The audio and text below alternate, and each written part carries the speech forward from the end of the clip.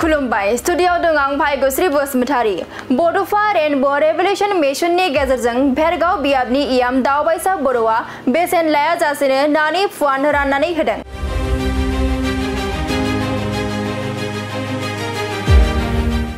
नंगौ दिनै उदालगुरि जिल्लानि सिङाव थानाय खाग्राबारि बाथौ बियाबनि फुख्रियाव बेसेन लायाजासेनो बिटिआरनि इयाम दावबायसा बर'आ नानि फुवानजों लोगोसे नानि जाग्रा आदार राननानै होदों।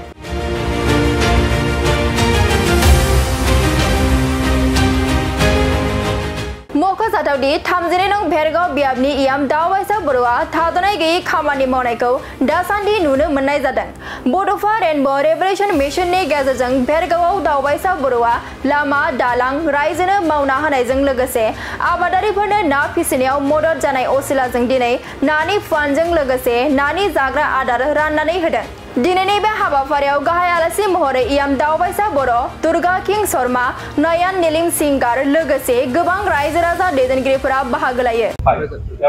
আজি আমি আমাৰ বিশেষকৈ 32 নং ভেৰগাঁও সমষ্টিত যিসকলে মাছ পালক তেখেতসকলক আমি মাছ পোনা ডিষ্ট্ৰিবিউশ্যন কৰিছোঁ খাগৰাবাৰী বাথৌ আশ্ৰমৰ পৰা সৰ্বমুঠ আমি 300 গৰাকী মৎস্য পালকক মাছ পোনা আমি যোগান ধৰিম। আজি প্ৰথম ফেজত আমি 100 গৰাকী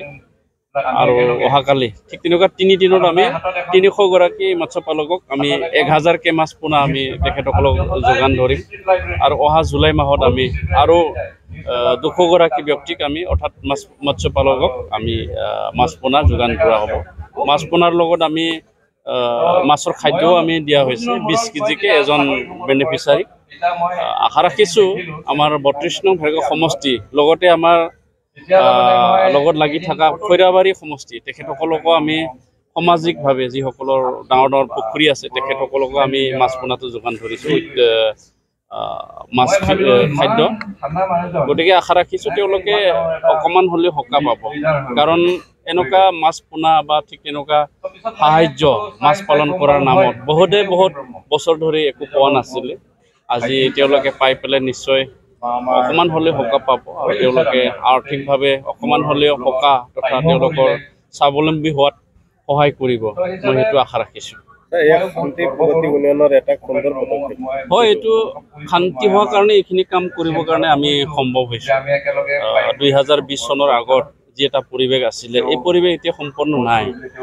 বিটিআৰ শান্তি চুক্তি হ'ল আৰু বিটিআৰত শ্ৰীযুত প্ৰমোদ বড়ো ডাঙৰীয়া নেতৃত্বত সুন্দৰকৈ চৰকাৰ এটা ইয়াত আছে। অন্ততঃ এই বিটিআৰ অঞ্চলৰ মানুহ নিজে অলপ সাহসেৰে ক'ব পাৰে যে আমাৰ যে এটা চৰকাৰ আছে, দায়িত্বশীল চৰকাৰ, যিয়ে সমাজৰ কাৰণে প্ৰতিটো মানুহগৰাকীৰ কাৰণে প্ৰতিটো গাঁৱৰ কাৰণে কাম কৰা এটা চৰকাৰ আছে, সেই বুলি সাহস কৰে। আৰু গতিকে আমিও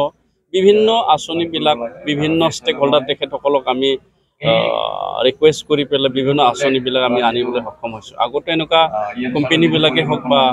এজেঞ্চিবিলাক আমাৰ এইবিলাক জেগাত আহিবলৈ ভয় কৰিছিলে, কিন্তু আজি 2020ৰ পিছত তেওঁলোকে আহিবৰ কাৰণে ভয় কৰা নাই আৰু তেওঁলোকে নিৰ্ভয়ে আমাৰ এই অঞ্চলত কাম কৰি আছে। বিগত দিনত ৰাষ্ট্ৰীয় দলবিলাক শাসন কৰিছিলে, কিন্তু এইবিলাক আঁচনি কিন্তু এই অঞ্চলৰ মানুহে দেখা পোৱা নাছিলে। কিন্তু আঞ্চলিক দল হোৱাৰ পিছত বা IPPL হওক বা BPF হওক কিন্তু এই আঁচনিসমূহ কিন্তু বাস্তৱতে ঘৰৰ বা গাঁৱত সোমাবলৈ সক্ষম হৈছে। ইয়াৰ কাৰণ নহয়, 2003 চনত BTC চুক্তি হ'ল, 1993 চনত BSC চুক্তি হ'ল। তাৰ আগত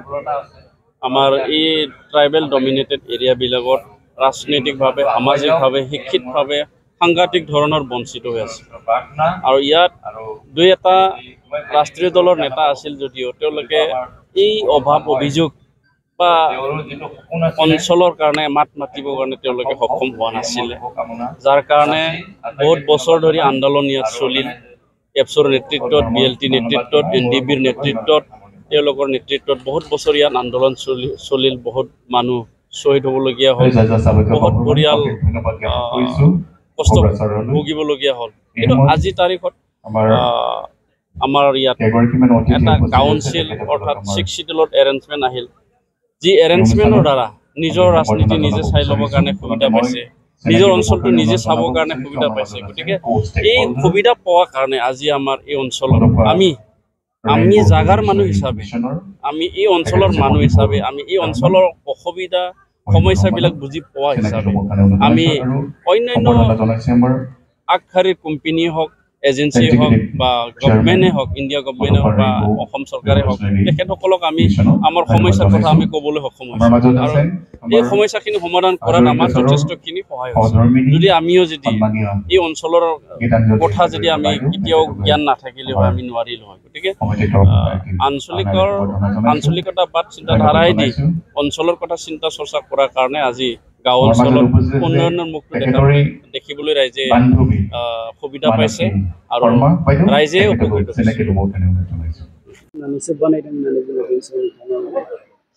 बेखौथ' आरो सोरबाया राजनैतिक भाबे राजखान्थियारि भाबे गोबाङानो गोबां बाथ्रा बुंगोन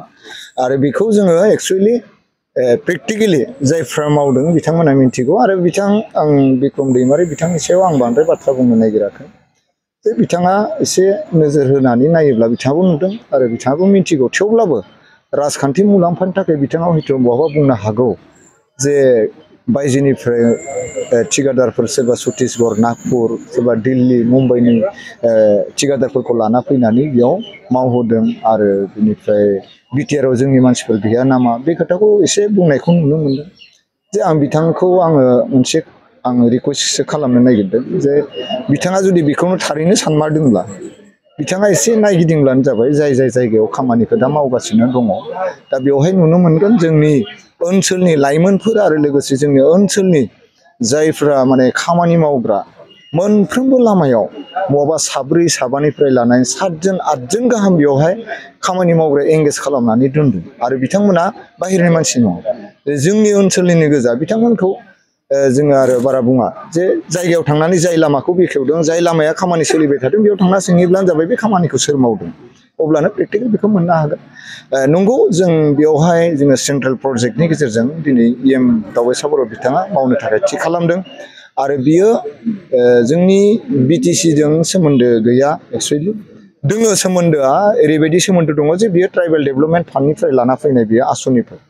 दा बेवहाय डिमा हासाव आरो जोंनि बिटिआरआव बे मोननै काउन्सिलावहाय बे हाबाया सोलिगासिनो दङ जोंनि ट्राइबेल एरियाफोरनि काउन्सिल एरियायाव डेभेलपमेन्टनि खामानि मावनो थाखाय सेन्ट्रेल प्रजेक्टनिफ्राय एक्सट्रा आलादा गोबां फान्ड हरो दा बेखौ नांना लाबोनायासो जोबोद गोब्राब थेवब्लाबो जोङो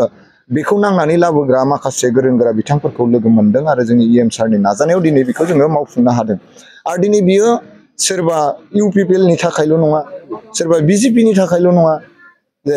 बियो मोनफ्रोमबो बा जाय जि दोलोआवनो थाया माने जोंनि सुबुं माहारि जोंनि ओनसोलनि जौगाखांनायनि मोजां मोनसे खामानि होननासो साननानै लानांगौ बेयाव खुनु राजनितिक दोन खोथा गैया दिनै इएम सार दावबायसा बर' बिथाङा बे गामिया बिपिएफनि गामि बे गामिया बिजेपिनि गामि बे गामिनिफ्राय जोंनो भट बारा होआखै बेखौथ' मालाबाबो बुङाखै इकुवेल नायदों जाय जि दोलोआवनो थाया मानो बिथांमोना आइबिएस होनायनि माथा मारिदों बिथांमोननि गामियाव क्रिमेटरियाम बानायना होनायनि जेराव मानसि थैब्ला सावग्रा जोबोद खस्थ' मोनो बैखौ बानायनो थाखाय दिनै बे प्रजेक्टनि गेजेरजों बिथाङा दिनै 24टा बिनि थाखाय सेंसन खालामनानै लाबोदों क्रिमेटरियाम ग्राउन्ड आरो जेरावनोखि नों बिटिसि काउन्सिलनिफ्राय कालचार डिपार्टमेन्टआवबो माने बांद्राय थोजासे फान्ड मोना बेयो बे प्रजेक्टनि गेजेरजों कालचार स्टेजफोरखौ 7 लाखनि बानायना होनो थाखाय बिथाङा बे प्रजेक्टआव हमदों आरो ओमफ्राय सोरनिबा मन्दिर मस्जिद गिर्जा जेरावखि माने आर'जसालिफ्रा मोजां नङा बेफोरखौबो माने 5 लाख 6 लाख 7 लाख 10 लाखनि गेजेरजों बानायना होनो थाखाय बे सेन्ट्रेल प्रजेक्टनि गेजेरजों बिथाङा दिनै माने नाजादों आरो बे हिसाबै दाख्लै 3.5 कोटि आरोबाव गोदान फान्ड बिथाङा सेन्ट्रेलनिफ्राय सेंसन खालामनानै लाबोदों बेजोंनो माखासे माने बबेबा समाजनि टयलेट माने बानायना होनो नागिरदों कमिउनिटि हल बानायना होनो नागिरदों बेथ' जोंनि थाखाय मोजांनि बाथ्रा खिन्थु बेयाव रावखौबो हारि माहारि बासियाखै रावखौबो माने राजखान्थि दोलोखौबो बासियाखै बिथाङा फेरगाव समाजआव जेबो डेभेलपमेन्ट खामानि मावनो हायाखै होननानै बुंबाय थादों बिथाङा राजखान्थि भाबे बिथाङाबो मिथिगौ फेरगाव समस्थियाव गोबां खामानि जागासिनो दङ आरो दाफ्रोमबो गामियाव दिनै थालांनाय लामाफोरखौ बानायनायखौ बिथाङाबो नुबाय थादों आरो दाफ्रोमबो गामियाव आगोलाव जि मावलांबाय हानाय खोनाखौ मावलांबाय जि खोना थालांबाय दिनै थालांनाया बांसिन जानानै दङ बिथांमोना जेनेबा थोजासे फान्ड मोनाखैमोन बिपिएफनि समाव मावदों जिखोना फान्ड फैदों बेखोनाखौ मावदों खिन्थु थोजासे बिथांमोना फान्ड मोनाखैमोन जेराव एसओपिडि फान्डा बिथांमोननि समाव 600 कोटि मोनोमोन दिनै फैयै प्रमद बर' सारनि दैदेननायाव दिनै 1150 कोटी गाहाम मोननो हानाय जाबाय गुडउइलनिफ्राय एक्सट्रा 500 कोटी मोननाय जाबाय बिथिं 15 फाइनान्स 6 फाइनान्स माने बेफोरथ' दंखायोआनोसै 5 फाइनान्स बेफोर दंखायोआनोसै दा बिथाङा मावनायखौ बिथाङा नुदों दिनै आं जे बिथाङा जोंनि भेरगाव समस्तियाव जेबो खामानि मावनो हायाखै बा जेबो जायाखै होननायखौलाय आं नुवाखै दा नोंथांमोना बुंनायखायसो आङो बुंदों खिन्थु बिथाङा दिनैसिम जोंनि भेरगाव समस्तियाव जेबो डेभेलपमेन्टनि खामानि जायाखै दावबायसा बर' बिथाङा जेबो मावनो हायाखै दिनैसिम बिक्रम दैमारि बिथांनिफ्राय आं खुगानिफ्राय खिन्थु नुनोबो मोनाखै खोनानोबो मोनाखै खारन बिथाङा मिथिखायो बेयाव डेभेलपमेन्टनि खामानिया जथेस्थ जादों खिन्थु बिथाङा किसु खोथाखौ बुङो जे बिटिआर सुक्तियानि गेजेरजों मा मावनो हादों मावनो हायाखै बिथाङा माने मिडिया ससियेल मिडियानि गेजेरजों बिथांमोना बुंबाय थायो आरो दा बिथांमोना माने ससियेल मिडियानि गेजेरजों मानसिफोरखौ एसे बोरैबा हिफाल खालामनो नाजाबाय थायो आं खावलायो नोंथांमोनाबो मोजां खामानियाव सानफ्रोमबो हेफाजाब हो जोंबो हेफाजाब होगोन नोंथांमोनाबो मोजां खामानि मावनो नाजा गावसोरनि राजखान्थि हान्जाखौ मोजां गोग्गोम खालामनानै समाजनि थाखाय मोजां मावनो नाजा जों अरायबो वेलकाम खिन्थु बे नङा जे दिनै जोंनि दावबायसा बर' बिथाङा एसेबां मोजां फान्ड लाना फैनानै जोंनि समस्तिखौ डेभेलपमेन्टनि थाखाय खामानि मावनो थांगासिनो दङ जेरावबो मावगासिनो दङ बेखौ आरो बेलेग भाबै बुङोब्ला जों एसे दुखु मोनो मावग्राखौ हदाय मावग्राखौनो बुं माविखौनो बुं जों बेयाव अरजाया फैगौ बिसायख'थियाव देरहागोना भेरगाव समस्तिनिफ्राय दावबायसा सारा रोखाना बेथ' 100% बेयाव दा जोंथ' बुङोब्ला बारा बुंना लादों होननानैसो जोंखौ सानगोन दिनै बिपिएफ राजखान्थि हान्जाया न' थांनानै जयनिं खालामगासिनो इयं माने इयुथफोरखौ स्ट्रं खालामनानै दिनै बिपिएफआ गभर्नमेन्ट दानायनि सुबिदा खालामगासिनो बे बिसोरनि माने मावनो गोनां खामानि आं बेखौ सानो जिहेतु मोनफ्रोमबो राजखान्थि हान्जाया गावबा गावनि राजखान्थि हान्जाखौ माने गोख्रों खालामनायानो बिसोरनि दायित्व जोंनि दायित्व दा बिथांमोना बिपिएफआव दङ हिसाबै बिपिएफखौ स्ट्रं खालामनो नागिरदों मोजां खोथा जों बरायो मोजां माव खिन्थु नंखाय बाथ्राखौ लानानै जाहाथे बाथ्रा बुंलाया जे जोङो दिनैनि तारिखाव जों नुनो मोन्दों बिपिएफआव थानाय जायफोर मोजां सानगिरि लिडार बिथांमोना दिनै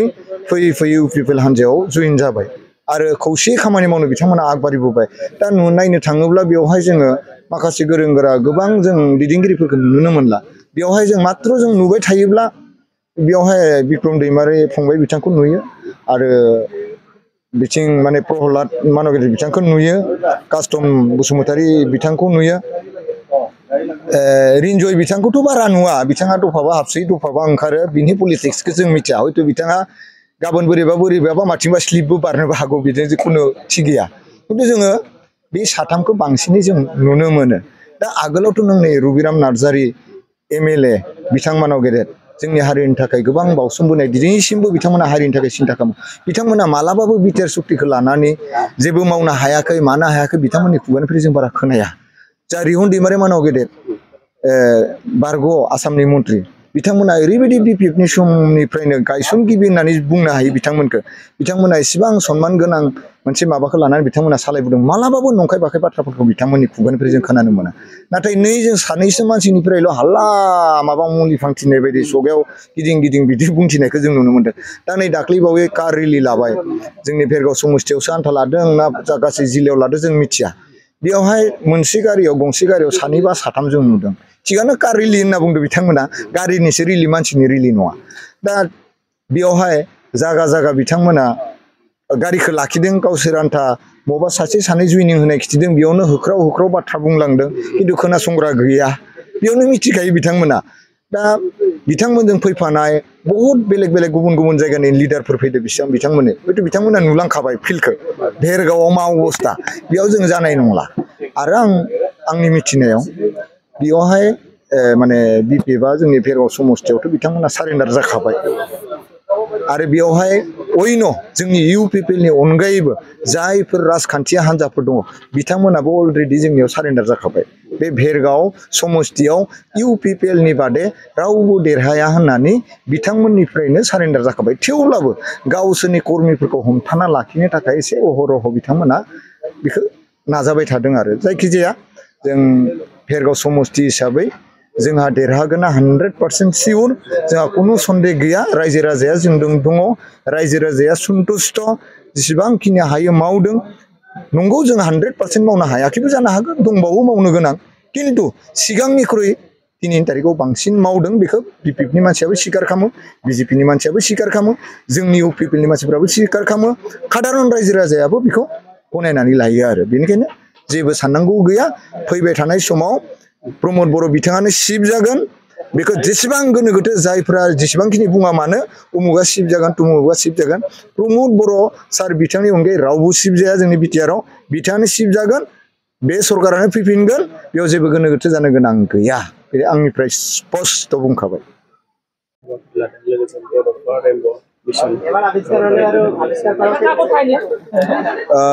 गोजोननाय मोनदों गोजोननाय मोननायनि जाहोना बेनो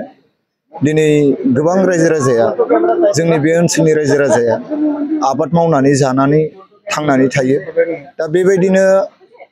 माने ना फिसियो अमा फिसियो दाउ हांसो फिसियो माइ गायो गय खान्थाल गायो बिदिनो जोंनि बे ओनसोलनि रायजो राजाया सोलिनानै दङ आरो संसार जाबोगासिनो दङ दिनै बे लेखायै गोबां ना फिसिग्राफोरनो जोङो 3 लाखनिबो बारा ना फिसा जोङो बिथांमोननो होफैनो हानानै जोबोद गोजोननाय मोनदों आरो बेखौ बड'फा रेइनब' रिभलिउसन होननाय मोनसे एनजिअनि गेजेरजों जोंनि बिटिआरनि इएम श्रीजुत दावबासा बर' बिथांनि अहरह नाजानायनि गेजेरजों दिनै बे हाबाफारिया जाफुंसारदों आरो जोङो बेवहाय गोबां सुबुंफ्रा बेखौ लांनो फैदों आरो दिनै साफायाव गासै 1000 बै ना फुवानखौ होनाय ना फुवान माने गेदेर गेदेर माने आसि थाइनै बबा आसि थाइथामाव लागि दङ गेदेर गेदेरखा आरो नाया गासै बेखौ सुनानै नायोब्ला 20 किल'निफ्राय 30 किल'नि गेजेराव जायो आरो 1000 ना फुवानाव दा बे हिसाबै दिनै जोङो बेखौ होनो मोननानै जोबोरैनो गोजोननाय मोनदों आरो बेजों लोगोसे नानि दाना नानि आदारबो बेवहाय जोङो हरफानो मोनदों जोबोद गोजोननाय मोनदों आरो लोगोसे नैबे खाग्राबारि बाथौ आश्रमावहाय बै बड'फा रेइनब' रिभलिउसन मिशननि गेजेरजोंनो बाथौ थानसालिखौबो जोबोरै मोजाङै साबना हाबनायै बानायनो थाखाय जोंनि बिटिआरनि इएम दावबासा बर' बिथाङा नाजादों आरो दिनै मावनो लाहार फाहार लाखाबाय आरो बेवहाय सोरगिदिं ना फिसिनो हानाय हाखर दङ जोबोद समायना बेखौ जोबोरैनो जोंनि इएम सार बिथां दावबासा बर'नि दैदेननायाव बेखौ जावजुबनानै होजोबबाय जोबोद मोजां जाबाय दा बेवहाय दिनै माखासे नाबो हगारनाय जादों आरो बे हाखरावहाय नाव जे गासै गंथाम ना गंब्रै बेवहाय माने आथिंजों एसे सालायनो हानाय बे नावखौ बेवहाय दोनबाय सोरबा फैनानै बेयाव इन्जय खालामफैनो हागोन टाइम पास खालामनो हागोन जोबोद मोजां जादों साबेसे सुबुंनो दिनै नाखौ राननाय जादों दिनै जोङो गासै 100 जननो दिनै होग्रोनायनि जों लाहार फाहार खालामदों आरो गाबोनबो होगोन समफोरबो होगोन गासै जोङो 300निबो बारा मानव गेदेर बे ना फिसिग्रा बिथांमोननो बे ना फिसाखौ होनायनि जोङो थि खालामनाय जादों नैबे समाव मोनसे सोंथि माने बिटिआरनि एम दावबासा बर'आ गावनि समस्थियावहाय माखासे लामा गाज्रि जानानै थानाय लामाफोरखौ दिनै बनायनायनि हाबा खालामदों बिनि सायाव बिक्रम दैमारि प्रथम কথাটো মই ধন্যবাদ জনাব বিচাৰিছোঁ বড'ফা ৰেইনব' মিছনৰ সমূহ কৰ্মকৰ্তাক আৰু লগতে ইয়াৰ যিজন ইএম শ্ৰদ্ধাৰ দাৱবছা ডাঙৰীয়া আৰু মৰমৰ শ্ৰদ্ধাৰ দাদা পদ্ম হাজৰিকা ডাঙৰীয়া যি এটা মোক গুৰু দায়িত্ব অৰ্পণ কৰিছে যে বড'ফা ৰেইনব' ৰিভলিউচন মিছনৰ ব্ৰেণ্ড এম্বেচাডৰ হিচাপে যি দায়িত্ব অৰ্পণ কৰা এই যিটো গধুৰ দায়িত্ব যিদৰে প্ৰচাৰ আৰু প্ৰসাৰ কেনেকৈ কৰিব পাৰোঁ উন্নয়নৰ কাৰণে লগতে পোনপ্ৰথমবাৰৰ বাবে আজি এই ভেৰগাঁও অঞ্চললৈ আহিছোঁ আহি এতিয়া অনুভৱ হোৱা নাই যে ঠাইখন মোৰ কাৰণে অচিনাকি ঠাই চিনাকি ঠাই চিনাকি মানুহ আমিবিলাকো এনেকৈ ডাঙৰ দীঘল হৈছোঁ উন্নয়ন প্ৰত্যেক মানুহে বিচাৰে আৰু উন্নয়ন হ'ব লাগে যিহেতু নামটো খুব ধুনীয়া ৰেইনব' সাতোৰঙী ৰামধেনুৱে যাতে সমগ্ৰ বড়োলেণ্ডতে যাতে ৰঙীন কৰি তোলক বড়ো জনগোষ্ঠীটোৰ লগতে ইয়াত বসবাস কৰা যিমানবিলাক জাতি জনগোষ্ঠী ভাষাভাষী লোক আছে প্ৰত্যেকৰ যাতে আমাৰ আত্মনিৰ্ভৰশীল হৈ যাতে চবেই আগবাঢ়ি যাব পাৰে গতিকে ধন্যবাদ জনাইছোঁ পুনৰবাৰ আৰু সদায় বড়ো সমাজৰ লগত সদায় থকাৰ এটা প্ৰতিশ্ৰুতিবদ্ধ হৈ আজি এই অনুষ্ঠানটোত সংকল্পবদ্ধ হ'লোঁ ধন্যবাদ